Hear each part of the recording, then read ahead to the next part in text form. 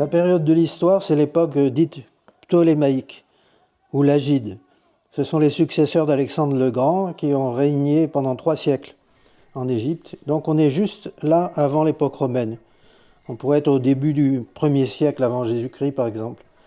Donc cette région du Fayoum a livré de nombreux papyrus qui nous donnent des idées précises de la vie quotidienne.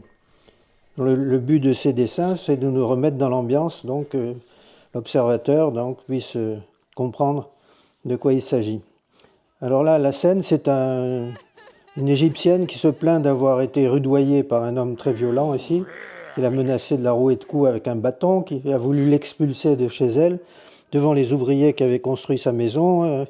Et elle se plaint évidemment dans un texte qui est le texte d'un procès en fait. Il y a souvent cette situation dans les papyrus, ce sont des actes juridiques.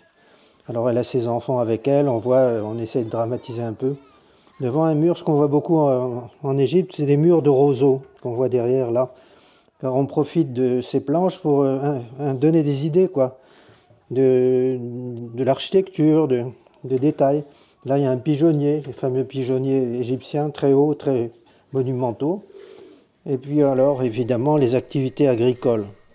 Il faut montrer la campagne avec les champs tirés au cordeau, la machine donc à élever l'eau, qu'on appelle la sagia. Donc l'âne tourne, et puis là, il y a un engrenage, puis les pots déversent dans un bassin de l'eau qui ensuite sert à irriguer les champs. Évidemment, on voit les paysans qui s'activent. Là, il y en a qui piochent, il y en a qui labourent. Il y en a un ici, c'est un berger avec son chien qui amène des cochons à boire, parce qu'à l'époque, il y avait des cochons qui étaient élevés dans cette région. Évidemment, il y a un crocodile qui observe les cochons d'un air intéressé. Et puis d'autres détails, donc on voit des roseaux, on voit des lotus sur l'eau, des canards et des oies. Alors ces oies, elles sont inspirées des peintures de l'Égypte ancienne, donc on les reconnaît. On peut reconnaître que ce sont les oies de Meidoum, une belle peinture murale égyptienne qui a inspiré donc, ce dessin. Et alors évidemment le feu d'un four là, peut-être un four à chaud, quelque chose qui est dans le lointain et qui a trait aussi à l'activité de construction. Sinon on voit les pigeons qui volent vers le pigeonnier, donc les reflets sur l'eau. L'ambiance calme aussi de ces canaux. C'est une région très plate qui après va donner sur le grand lac, dit lac Fayoum. Très fertile dans l'Antiquité, très connu donc pour sa production agricole, et tous ces papyrus qui souvent étaient des textes juridiques et qui servaient aussi soit à cadastrer les champs. C'est pour ça qu'ici on voit 2 arpenteurs qui sont ici, avec leurs cordes d'arpentage. Leur métier, c'était de mesurer les champs.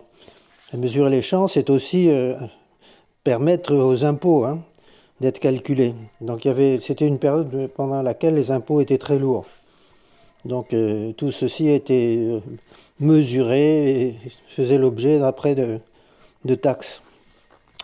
Et puis aussi en Égypte, c'est pas le cas dans le Fayoum, mais dans la vallée du Nil, parfois après la crue du Nil, il fallait retracer les champs.